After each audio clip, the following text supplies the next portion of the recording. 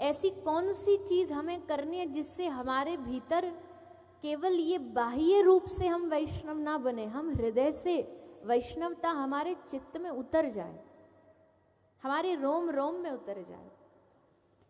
इसके लिए हमारी परंपरा में कहा गया है कि भैया 3 काम विशेष करिएगा। कौन कौन से, सुनिए सभी ध्यान से। जैसे ट्रेन को चलाने के लिए 2 पटरी चाहिए ना, वैसे आध्यात्मिकता की ट्रेन एकदम सुपर फास्ट भागे उसके लिए 3 पटरी चाहिए। और 3 पटरी कौन कौन सी है? सबसे पहला, आध्यात्मिकता की पहली पटरी है कौन सी? साधु संग। वैष्णवों का संग करना वैष्णवता को बढ़ाने का सबसे उत्तम साधन है। वैष्णवों का संग करने से, भक्तों का संग करने से हमारी वैष्णवता पक्की होती है। जब जब हम किसी भक्त के एक सानिध्य में, एक ऑरा में आते हैं, उनका संग हम पर धीरे धीरे धीरे धीरे असर दिखाने लगता है।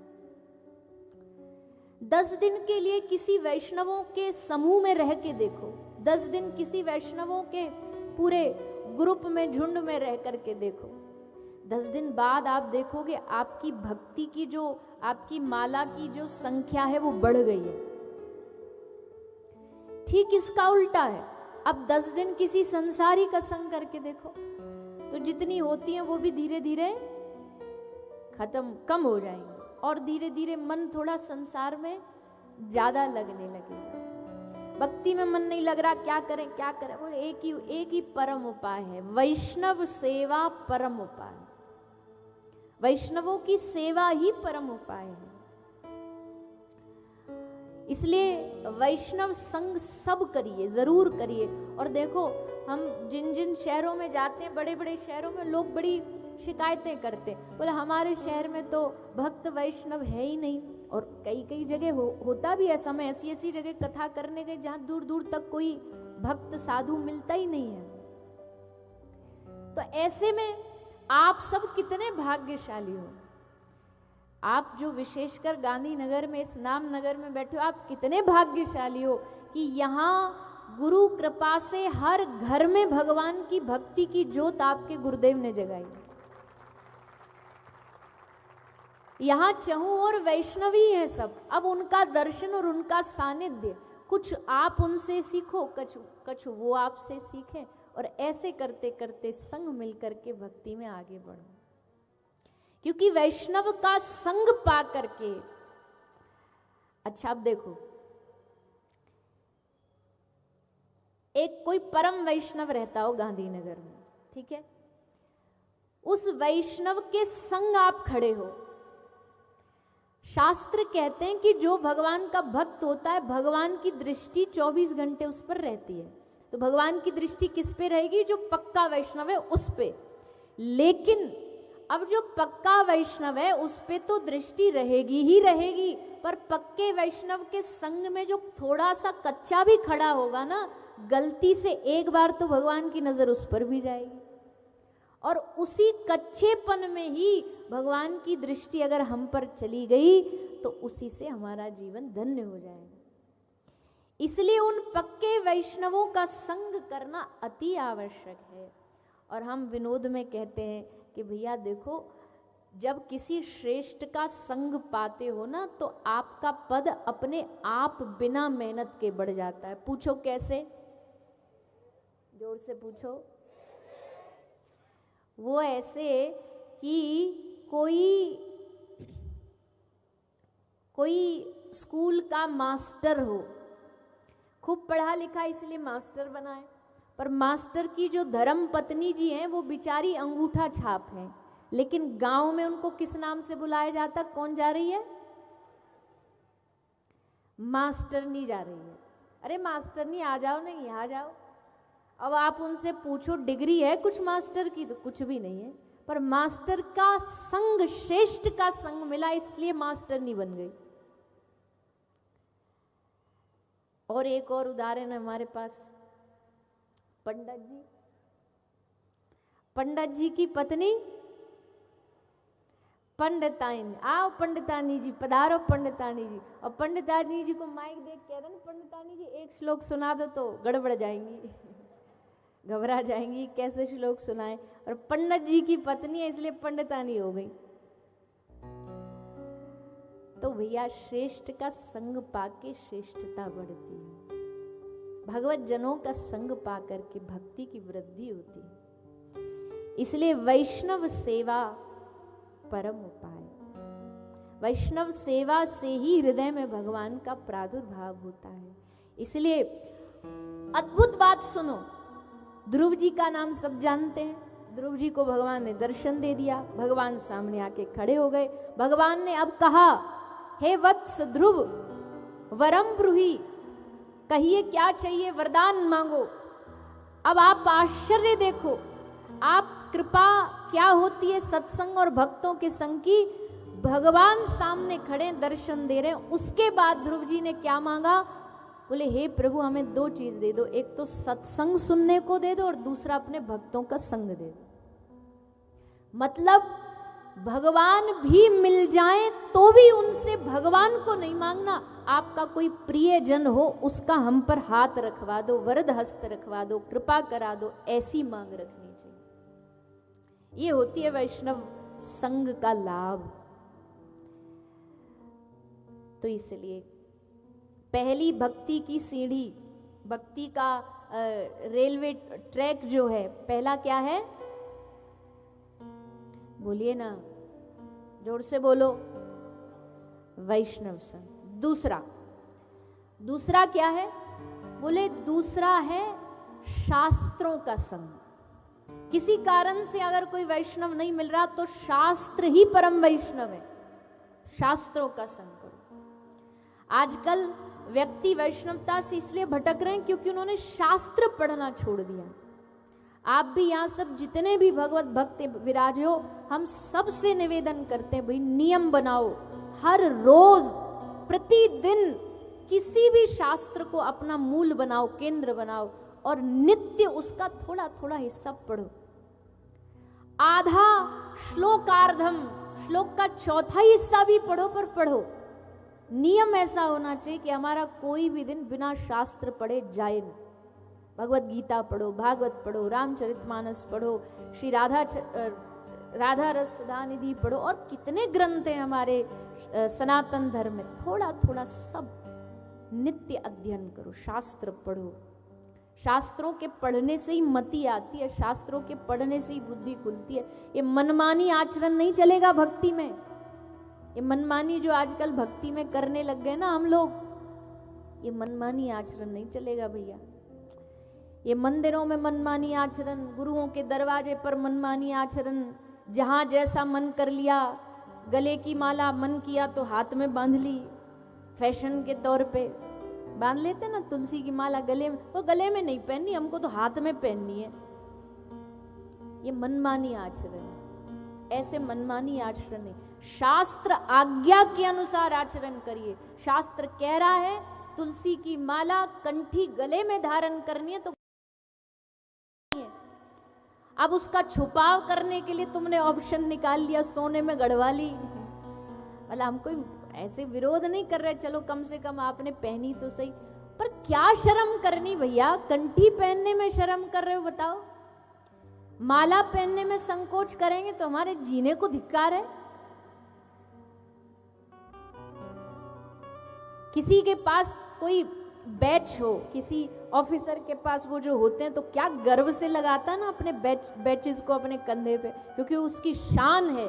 जैसे वो उसकी शान है ना, वैसे गले की माला, माथे का चंदन एक भक्त की शान है, एक भक्त की पहचान है।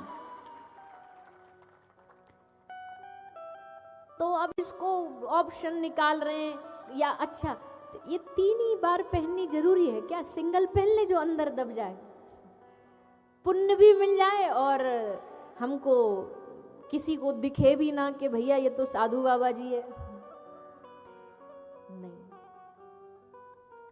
भगवान की भक्ति में कोई लोक लज्जा नहीं। सब लोग लज्जा, बुरे कामों में लज्जा करो, बुरे कामों में शर्माओ, भगवान की भक्ति में काहे का शर्माना।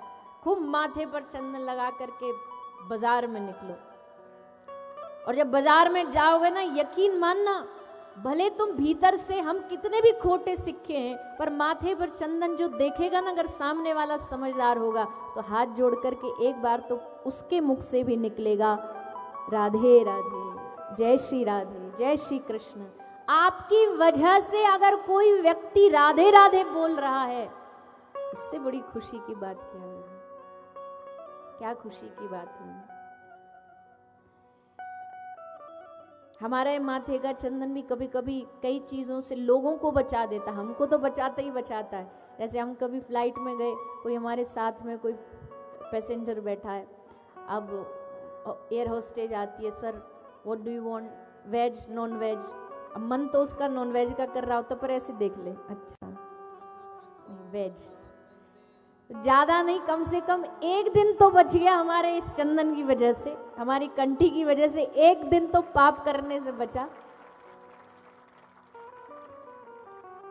ये कंठी, ये तिलक, कितना कुछ, कितनी चीजों से हमें बचाती है। इसलिए हम सब से निवेदन करते हैं, जितने भी यहाँ गुरु कृपा आश्रित बैठे हो, सब लोग बिना संकोच, बिना किसी भाव के अपने माथे पर रोज चंदन लगाया करो, गले में कंठी तुलसी धारण किया करो। ये वैष्णवता की पहचान है। तो शास्त्र पढ़ो, शास्त्र आज्ञा से भक्ति करो, शास्त्र आज्ञा से भजन करो। तो भक्ति मार्ग की पहली पटरी है,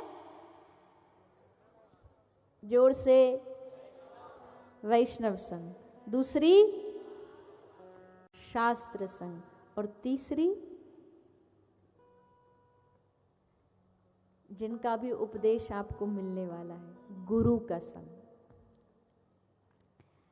गुरु का संग, गुरु की कृपा का संग। अगर गुरु कृपा की छत्र छाया सर पर रहेगी ना, तो भैया कोई दुनिया में ऐसी ताकत नहीं है जो गुरु कृपा को हरा सके। गुरु कृपा सब पर जीतती है, सब शक्तियों पर विजय होती है गुरु के कृपा की। उससे बड़ी कोई शक्ति संसार में हो नहीं सकती है। तो अभी हम गुरु महिमा थोड़ी थोड़ी बोलने का प्रयास करेंगे। वैसे तो ये कह दिया गया, सारी धरती को लेखनी कर दूं, समुद्र को शाही बना दूं, सारे वृक्षों को कलम बना दूं, तो भी गुरु महिमा लिखी नहीं जा सकती है। ऐसा गुरु का सानिध्य होता है, ऐसी गुरु की कृपा होती है। लेकिन फिर भी बोलेंगे तभी तो समझ आएगी। कई लोग गुरु बना लेते हैं, बनाने के बाद महत्व नहीं समझते हैं, गुरु की महिमा नहीं जानते हैं। ऐसे समय में अगर ऐसे आध्यात्मिक मंचों से गुरु महिमा बताई जाए तो कम से कम थोड़ी हमारी समझ में आए कि गुरु कृपा क्या है। ये भैया बैठे बैठे आज एक स्केच बना रहे हैं, हमें दिख रहा है। इनको देख के हमें वो दृष्टांत याद आ रहा है गुरु कृपा का। स्वामी श्री विवेकानंद जी शिकागो गए पहली बार भारत का एक सन्यासी गया सनातन धर्म का झंडा फहराने के लिए, पहली बार तो गए स्वामी जी। भैया उस समय तो, आज तो सनातन धर्मी संतों का पूरे विश्व में बोलबाला, उस समय कोई जानता नहीं था, बड़ी टेढ़ी नजरों से देखते थे। तो वो गए, पहली चीज क्या करी, जो और दूसरे धर्म कितनों नीचा दिखाने के लिए विवेकानंद जी के जितने धर्मों के ग्रंथ थे सब रखे थे, भगवत गीता सबसे नीचे रखी थी। तो एक आदमी ने हंसते हुए कहा कि तुम क्या बोलोगे अपने धर्म के बारे में, देखो तुम्हारी औकात क्या है, तुम सबसे नीचे दबे हुए हो, तुम सबसे नीचे पड़े हुए हो, सारे धर्म सबसे ऊपर और तुम्हारी गीता। विवेकानंद जी ने कहा, स्वामी जी बोले कि हम तुमको कोई नीचा तुम्हारे जैसा नहीं दिखा रहे, पर तुमको दिख रहा है कि हमारी गीता सबसे नीचे, हमको दिख रहा है कि सारे धर्म हमारी गीता पर टिके हुए हैं, हमें ये दिख रहा है। और ये दृष्टिकोण कौन देता है? ये दृष्टिकोण गुरु देता है। क्योंकि जब विवेकानंद जी भाषण देना शुरू करते हैं, ऐसे एक माता, भैया जैसी एक माता एक स्केच बनाती है स्वामी जी का, वो बोल रहे हैं, वो बनाते जा रही है। आशा तो हम भी कर रहे हैं कि हमारे स्केच में भी वो दिख जाए, पर पता नहीं है। तो स्केच बना रही थी, बनाने के बाद फिर आई मंच पर, बोल स्वामी जी मैंने आपका ये स्केच पोर्ट्रेट बनाया है। स्वामी जी ने देखा, बड़ा सुंदर बनाया, बड़ा अच्छा लगा स्वामी जी को। पर स्वामी जी ने देखा उनकी स्केच के पीछे एक हाथ बना हुआ है। तो स्वामी जी ने उससे पूछा कि माता ये क्या है? तो बोले हमको तो दिखा आपके सर के पीछे एक हाथ, तो हमने बना दिया। हमने कुछ नया ऐड नहीं किया, जो दिखा सो बना दिया। और जैसे स्वामी जी ने उसको देखा, आंख में आंसू आ गए, समझ गए ये हाथ किसी और का नहीं है, ये हाथ मेरे गुरु श्री रामकृष्ण परमहंस जी का है। वो गुरु कृपा यहां तक मेरे साथ संग संग आई है, मेरे साथ साथ आई है। तो भैया गुरु कृपा वास्तविकता में